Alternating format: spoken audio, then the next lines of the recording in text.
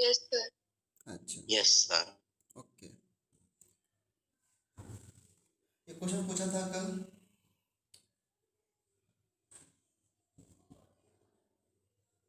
CH3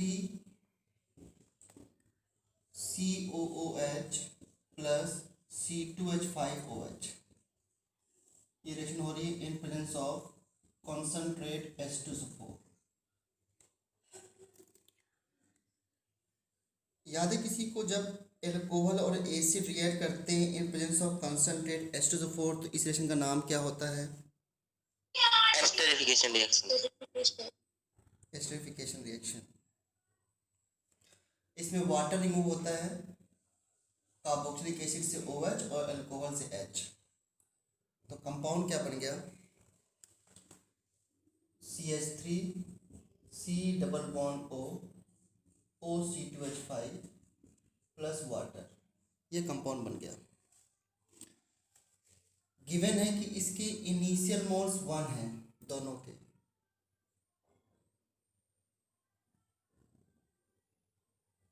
ठीक है, initial moles 1 है एंड इक्विलिब्रियम कांस्टेंट Kc जो है वो 1 है।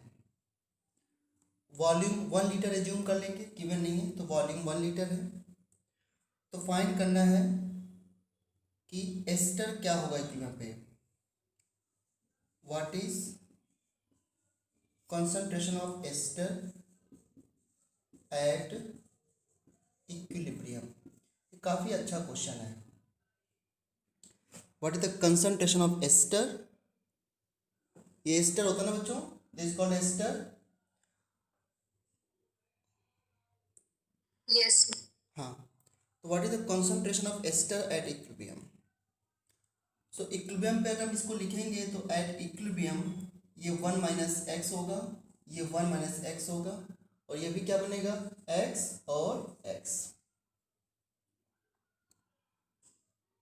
ठीक है। तो Kc लिखेंगे इसका, Kc equal to 1 equal to concentration of ester into concentration of water. अब मैं यहाँ पे वाटर लिख रहा हूँ कंसंट्रेशन में, क्यों? क्योंकि इसके रिएक्शन से जो वाटर बनेंगे वो इतने ज़्यादा एक्सेस में नहीं बनेंगे। जब एक्सेस में कोई कंपाउंड होता है तो उसकी कंसंट्रेशन चेंज नहीं होती है, तो उसको इक्विलिब्रियम में अवॉइड करते हैं। जनरली वाटर को इक्विलिब्रियम में अवॉइड करते हैं, लेकिन वाटर कभी कभी लिखा जाता है अगर उसके मोल्स कंपेरेबल हैं, ठीक है। तो यहाँ पे ये भी एक्स बन रहा है वो भी एक्स बन रहा है, ज़्यादा डिफरेंस तो है नहीं, तो इसलिए वाटर यहाँ पे इंक्लूड करेंगे। Divide by concentration of acetic acid and concentration of alcohol. इतना सभी बच्चों क्लियर है? यस या नो? क्लियर है सभी को? यस। एस्टर के, हाँ, अगर वॉल्यूम 1 लीटर है तो जो मोल्स होंगे वही मोलाइटी हो जाएगी, तो सभी को 1 से डिवाइड कर देंगे तो मोल्स ही रहेंगे वो, x into x divide by 1 minus x into 1 minus x equal to 1। ये इक्वेशन क्या बन गई आपकी, x अपॉन 1 माइनस एक्स का होल स्क्वायर। खुशी यादव आप कुछ कह रहे हो क्या? आपकी वॉइस नहीं आ रही बेटा, फिर डिस्टर्बेंस हो रहा है थोड़ा सा। ये हो गया होल स्क्वायर। केसी की वैल्यू 1 थी ना, उसमें क्या कुछ केसी की वैल्यू थी? चिराग, केसी की वैल्यू 1 थी या केसी की वैल्यू 4 थी?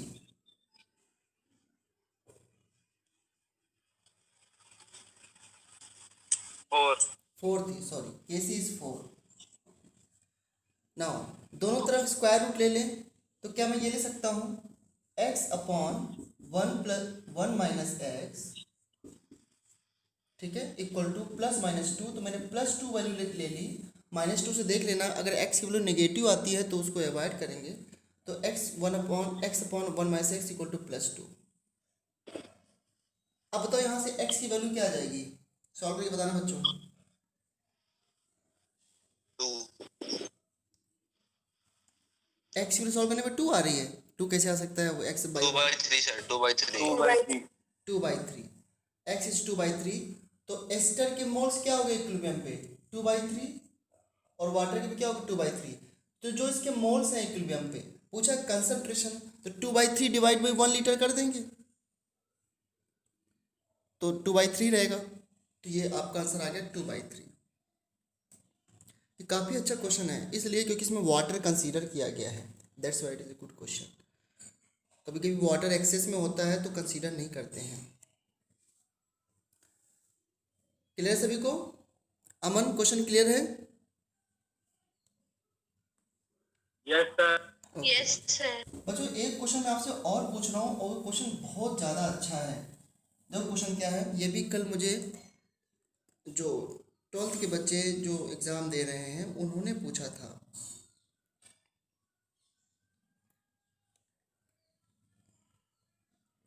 देखना आप में से कोई इसका आंसर बता सकता है क्या?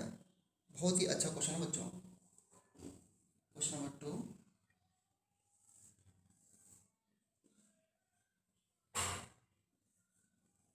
ln के इक्विलिब्रियम, ln लिखा हुआ तो नेचुरल लॉग है और 1/t के बीच में ग्राफ खींचा गया। ये ग्राफ कैसा आता है अमन? अगर ln के इक्विलिब्रियम 1/t के बीच में ग्राफ प्लॉट किया जाए तो कैसा आता है? Straight line. Straight line like this ना। और इसमें पूछा गया है इस जहां पे कट कर रहा है इस पॉइंट का नाम डी है, तो पूछा find temperature at point D पर टेम्परेचर फाइंड करना है। बहुत अच्छा क्वेश्चन है। अब आपको मैं 30 सेकंड दे रहा हूँ, कोई बच्चा मुझे एडवाइस कर सकता है कि कैसे सॉल्व करना है, बस कैसे सॉल्व करेंगे, जबकि आप लोग मैथ्स के स्टूडेंट हो, बहुत जल्दी निकाल सकते हो। What is the temperature at point D? अच्छा देखो डी पर टेम्परेचर पूछा है तो मुझे कोई बता सकता है कि ln के और 1/t में रिलेशन क्या आया था? ये भी याद नहीं होगा। ln K equilibrium equal to minus delta H naught upon R T plus delta S naught upon R, ये इक्वेशन होती है ना। देखो वहाँ पे जब मैंने यहाँ पे लॉग लिखा था तब मैंने यहाँ पर 2.303 आर टी लिखा था और ये यहाँ पर 2.303 आर था। जब लॉग में लिखते हैं, नेचुरल लॉग में तो 2.303 नहीं होता है ना। और ये इक्वेशन कई बार लिख चुका हूँ। तो जब ये कोई लाइन एक्स एक्सिस को कट करती है तो वहाँ पर वाई जीरो होता है कि नहीं होता है? Yes yes sir. तो अगर ये डी पॉइंट पर एक्स को कट करेगा तो उसमें वाई जीरो होगा। यहाँ पे वाई क्या है? वाई पूरा एल के है ना। तो at point D ln K equilibrium equal to zero, तो यह आ जाएगा minus delta H naught upon R T plus delta S naught upon R equal to zero. तो बताइए जरा टी की वैल्यू क्या आ गई यहाँ पे? Delta S naught by delta S naught. T की वैल्यू आ जाएगी, आर से आर भी कैंसिल हो जाएगा ना। So T will be equal to, कोई और भी बताना जरा टी की वैल्यू क्या आएगी? Delta H bye delta S. Delta H by delta S, यही आएगा ना आंसर? सर हाँ देखो कितना अच्छा क्वेश्चन था, यही आंसर दे रखा है। और देखो आप लोग इसको नहीं सोच पाए जबकि न्यू क्वेश्चन था। न्यू क्वेश्चन में बस यहाँ पे देखना था कि अगर डी को कट करेगा तो वाई जीरो होगा, वाई यहाँ पर ये है ना, बस हो गया आंसर।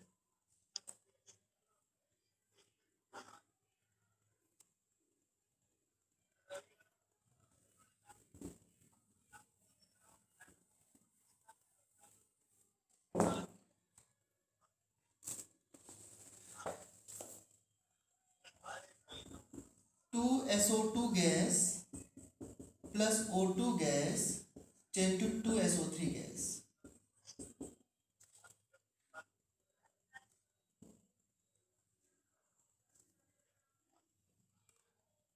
ठीक है, इसका इक्विलिब्रियम कांस्टेंट मैंने कह दिया Kc 16 है। ये 16 नहीं है, चलो मैं इसमें ऐड करता हूँ N2 गैस। इस इक्विलिब्रियम में मैंने N2 गैस ऐड कर दिया बच्चों एट कांस्टेंट टेम्परेचर।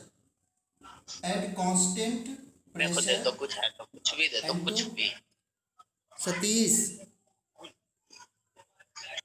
सतीश मैं आपको बार बार बोलता हूँ, at constant pressure and two gas is added. Can you please tell me equilibrium की डायरेक्शन क्या होगी? बैकवर्ड। N2 गैस किससे रिएक्ट नहीं कर रहा है? ओके तो ये किस में आता है बच्चों? इफेक्ट ऑफ इनर्ट गैस में आता है कि नहीं आता है? Yes sir. Yes. हाँ तो N2 गैस ऐड करोगे तो सभी के पार्शियल प्रेशर कम हो जाते हैं ना, तो सभी के पार्शियल प्रेशर कम हो जाएंगे तो जिधर ज़्यादा मोल्स होंगे उधर पार्शियल प्रेशर ज़्यादा कम होगा, क्योंकि देखो यहाँ पे कम हो गया, इसमें भी कम हो गया, तो दो लीस्ट वैल्यू को मल्टीप्लाई करते हो तो वो और भी कम हो जाता है। तो इसलिए पार्शियल प्रेशर जब कम होते हैं तो इक्विलिब्रियम उधर शिफ्ट होता है जिधर नंबर ऑफ मोल ज़्यादा हो, तो इसलिए बैकवर्ड शिफ्ट हो जाएगा, बैकवर्ड। और मैं आपसे ये पूछूं कि अगर इसी में N2 गैस कांस्टेंट वॉल्यूम पे ऐड करें तब किधर डायरेक्शन होगी? No change. No change, very good, क्योंकि मैंने कहा था कि कांस्टेंट वॉल्यूम पर कोई इफेक्ट नहीं होता है। Very good. एक इक्विलिब्रियम है, carbon solid plus CO2 gas से बन गया 2CO गैस, ठीक है। इसमें पूछा है कि if 50% CO2 gas, 50% CO2 gas converts to CO, converts to CO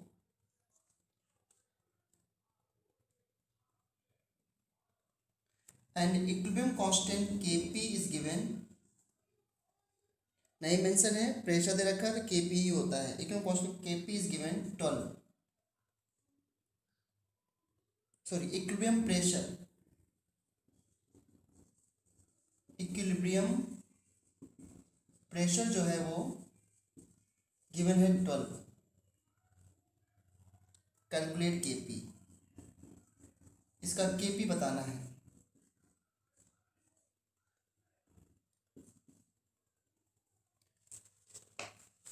कैसे सॉल्व करेंगे इसको?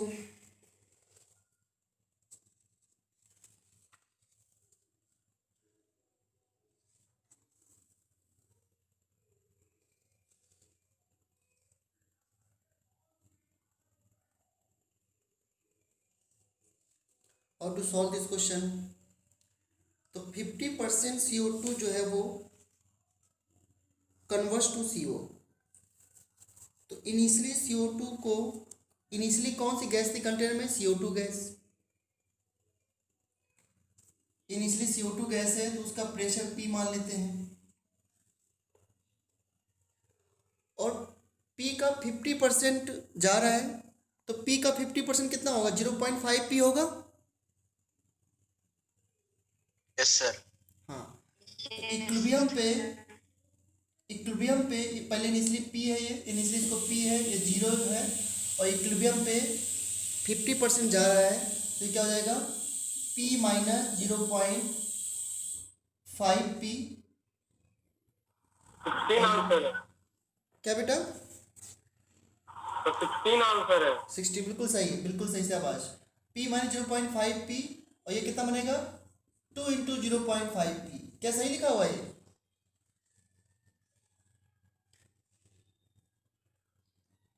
अगर किसी को 50% कन्वर्ट हो रहा है ना इसमें, अगर किसी को डाउट हो देख लो, ऐसे ही सकते हो ना, ये P था, P माइनस एक्स, तो ये 2x हो गया, 50% जा रहा है तो P माइनस 0.5 P, 0.5 P, तो ये कितना होगा? 2 इंटू 0.5 P, ठीक है। बस Kp लिख दोगे, Kp क्या होगा? पार्शियल प्रेशर ऑफ CO का square divide by partial pressure of CO2, कितना आ गया? 12, sorry partial pressure of CO कितना है? 2 इंटू 0.5 कितना होता है? 1, तो P बचा, P का square divide by pressure of CO2 कितना है? P P माइनस 0.5 P कितना होगा 0.5 P, तो क्या आ गया P से P कट गया तो P divide by 0.5 P, sorry 0.5।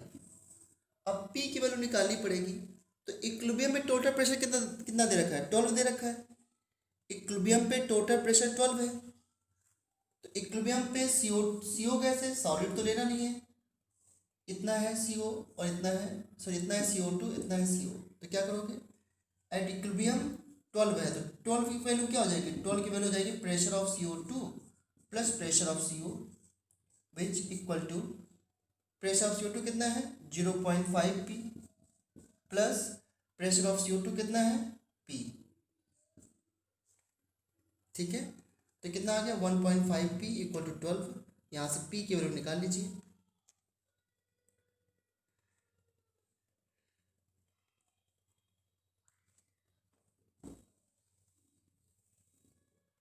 ये हो गया 1.5 P इक्वल टू 12। तो P की वैल्यू क्या आ गई 12 डिवाइड बाई 1.5 इक्वल टू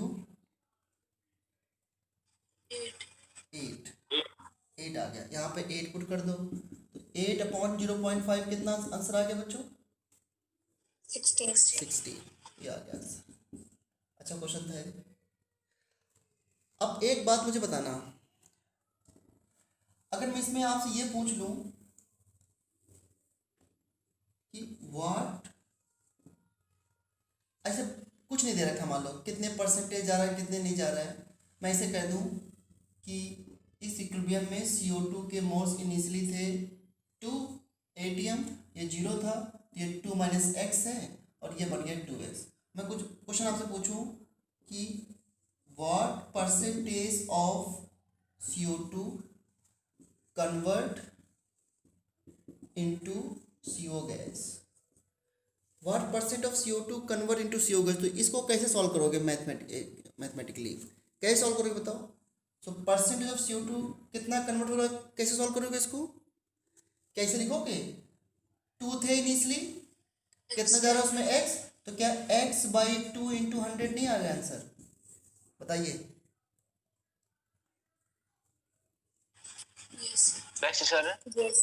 हाँ ध्यान रखना, ऐसे क्वेश्चन आ जाते हैं कि कितना परसेंटेज इसमें कन्वर्ट हुआ है, तो बस जो जा रहा है divide by initial value into 100। Initial से डिवाइड करना पड़ेगा ना हेमंत, जितना डिसोसिएट हो रहा है डिवाइड बाई इनिशियल वैल्यू। क्यों Hemant and Aditya? Yes sir.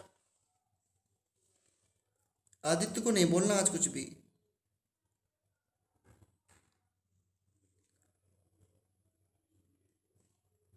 Okay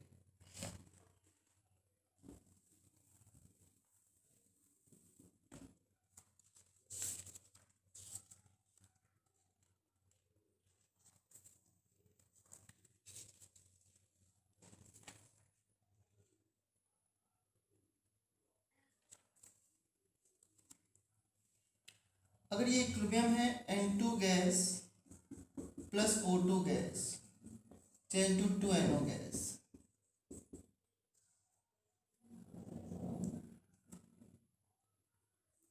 ठीक है। इसके इनिशियल मोल्स कुछ हमने A मान लिए, इसके भी A मान लिए, ये 0 है, A माइनस एक्स और ये क्या बन गया 2x। मैं पूछूं कि इसमें मोल परसेंटेज ऑफ NO क्या होगा, what is mole percentage of NO, एक सेकेंड,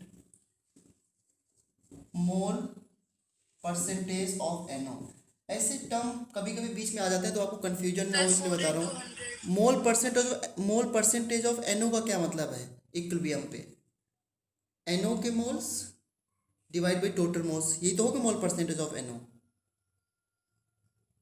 बताइए मोल परसेंटेज ऑफ NO क्या होगा इक्विलिब्रियम पे। Moles of NO by total moles. Okay तो क्या ये लिख सकता हूँ मैं 2x divide by A minus x plus A minus x plus 2x into 100, ये होगा मोल परसेंट ऑफ NO। और ये आ जाएगा 2x अपॉन 2a इंटू 100। बच्चों सही लिख रहा हूँ क्या मैं? Yes, sir. तो x बाई a इंटू 100। अगर मोल परसेंटेज दे दे या फिर ऐसे कह दे what is volume percentage of NO, तो वॉल्यूम परसेंटेज ऑफ NO कैसे निकालोगे?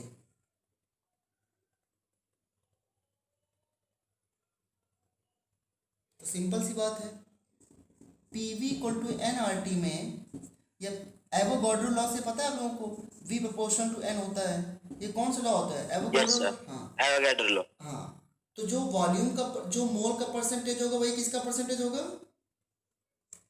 मोल। वॉल्यूम का है ना। तो इसलिए यही आंसर आएगा, वॉल्यूम परसेंटेज भी x/a इंटू 100। वॉल्यूम का परसेंटेज भी सेम आएगा, x/a इंटू 100।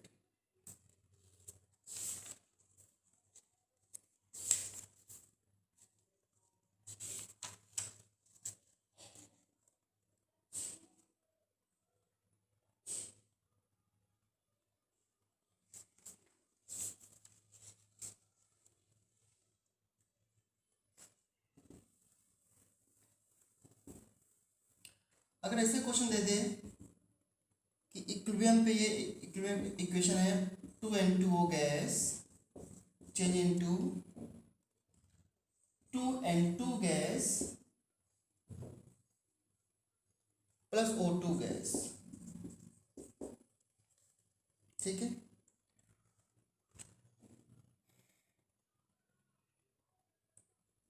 ये N2 गैस स्टैंडर्ड स्टेट होती है, ये भी स्टैंडर्ड स्टेट होती है। तो स्टैंडर्ड स्टेट में आपको पता होगा enthalpy of formation of N2 at standard state 0, enthalpy of formation of O2 at standard state 0। Stable जो एलिमेंट होते हैं, जो स्टैंडर्ड स्टेबल स्टेट होती है, उस पर उनकी फॉर्मेशन 0 होती है। तो आप इसकी डेल्टा जी ऑफ फॉर्मेशन भी लिख सकते हो N2 की 0, और delta G formation of O2 equal to 0 at standard stable state. अगर मैं आपसे इस इक्विलिब्रियम पे इस पूरी रिएक्शन का डेल्टा जी पूछूं क्या है, तो delta G not of the reaction कैसे लिखोगे?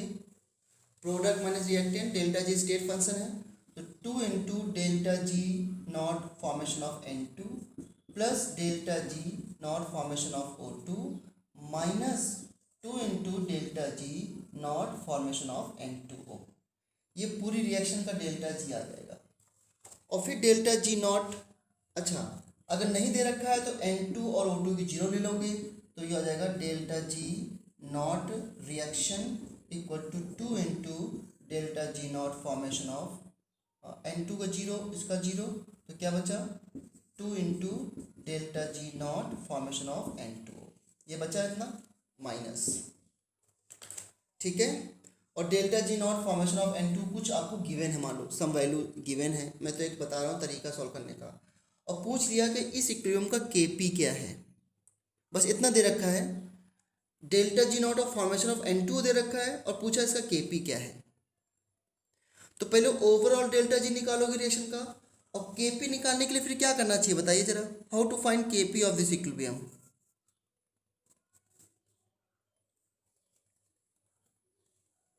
Tell me how to find Kp of this equilibrium. Delta G naught by minus RT ln. हाँ, very good very good.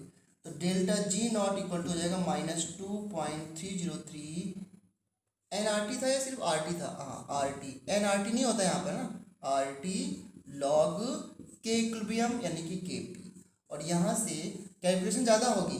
Not का मतलब टेम्परेचर कितना रख दोगे, नॉट का मीन्स टेम्परेचर रखोगे 298 केल्विन, और R की वैल्यू डेल्टा जी तो जूल किलो जूल या उसमें होता है, तो R की वैल्यू रख दोगे आप। ध्यान देना कि क्या रखना है R की वैल्यू यहाँ पर।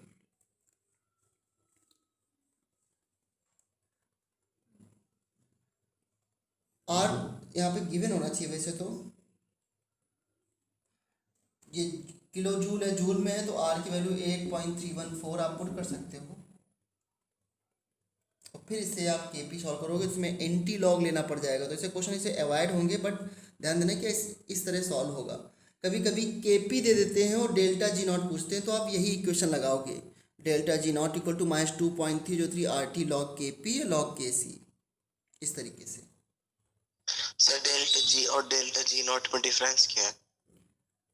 Delta G not standard condition पे होता है, टेम्परेचर 298 केल्विन पे और प्रेशर 1 atm पे, और डेल्टा जी किसी भी टेम्परेचर और किसी भी कंडीशन पे डिफाइंड है, समझे ना।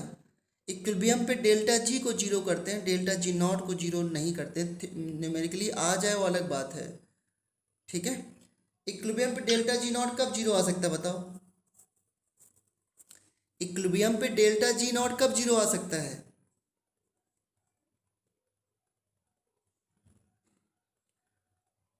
अब आप टेम्परेचर जीरो। टेम्परेचर जीरो क्यों करोगे, टेम्परेचर जीरो पे कोई रिएक्शन होगी? जीरो केल्विन पे,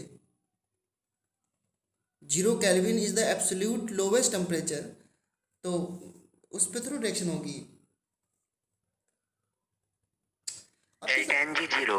डेल्टा जी केपी क्यों वन करोगे ना, केपी अगर वन हो जाए तब डेल्टा एन जी जीरो आ सकता है, डेल्टा जी जीरो हो सकता है। अभी उस दिन बताया था मैंने, एक क्वेश्चन भी कराया था इस तरीके का मैंने। अगर केपी की वैल्यू वन हो जाए तो लॉग वन कितना होता है? जीरो, तो डेल्टा जी नॉट जीरो हो जाएगा। इक्विलिब्रियम पे मैं एक कंडीशन में क्या बताता हूँ, डेल्टा जी नॉट जीरो बताता हूँ या डेल्टा जी जीरो बताता हूँ? Delta G. Delta G. मैंने कहा कि इक्विलिब्रियम पे डेल्टा जी जीरो हम करते हैं, लेकिन डेल्टा जी नॉट किसी कंडीशन पे जीरो आ सकता है तब जब लॉग के पी वन हो, या सॉरी के पी वन हो या के सी वन हो, तब जीरो आ सकता है। क्यों? क्योंकि जब के सी वन होगा तो प्रोडक्ट और रिएक्टेंट की कंसंट्रेशन बराबर होंगी, तो के सी वन आ जाएगा, उसमें डेल्टा जी नॉट जीरो हो सकता है। बस ये बात है। एक क्वेश्चन मैंने याद करो, एक क्वेश्चन मैंने आपको कराया था, इतने अच्छे अच्छे क्वेश्चन सर कराए। क्या? Delta G naught Gibbs constant होता है। गिब्स से फ्री एनर्जी होती है स्टैंडर्ड कंडीशन पे। Okay sir. मैंने एक क्वेश्चन पूछा था कि इक्विलिब्रियम पे which is not correct, which is not correct, कौन करेक्ट नहीं है, ये क्वेश्चन था exactly. A part delta G naught equal to zero, B part K P equal to one, C part K C equal to one, और D part delta G naught equal to one. कौन सा correct नहीं हो सकता कभी भी equilibrium पे, बताइए क्या इसका जवाब दिया था मैंने? A delta G naught no equals to zero. Equilibrium पे डेल्टा जी नॉट वन हो सकता है? No sir. K P one आ सकता नहीं आ सकता इक्विलिब्रियम पे? आ सकता है के पी वन आ सकता नहीं आ सकता इक्विलिब्रियम पे? आ सकता है ना। सर। और के सी भी वन आ सकता है, तो डेल्टा जी नॉट जीरो क्यों नहीं हो सकता इक्विलिब्रियम पे? फिर हो सकता है ना।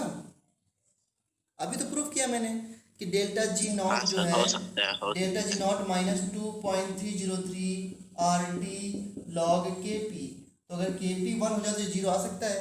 तो इक्विलिब्रियम पे कौन सी ये वैल्यू नहीं आ सकती। आप कभी भी कोई क्वेश्चन देखना, डेल्टा जी नॉट जो है वो वन नहीं आ सकता इक्विलिब्रियम पे। कुछ भी पुट करके देख लो, या कोई पिक वैल्यू इसको वन लेके आ जाओ। मैथमेटिकली आपका तो ये ऐसा हो जाना चाहिए, वैसा होना चाहिए, लेकिन लॉग में इस तरफ नहीं आ पाएगा कि ये जो है डेल्टा जी नॉट वन हो जाए। Okay sir. हाँ, ये अच्छा क्वेश्चन है।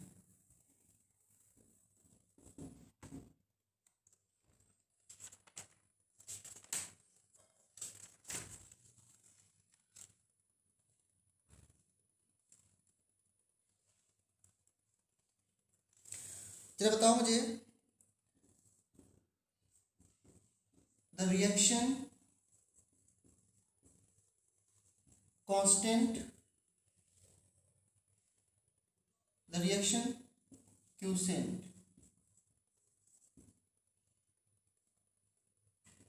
Before any start of the reaction क्या होना चाहिए बताइए? fill in the blanks. Reaction quotient before any start of the reaction should be what? Zero. हाँ बिल्कुल सही।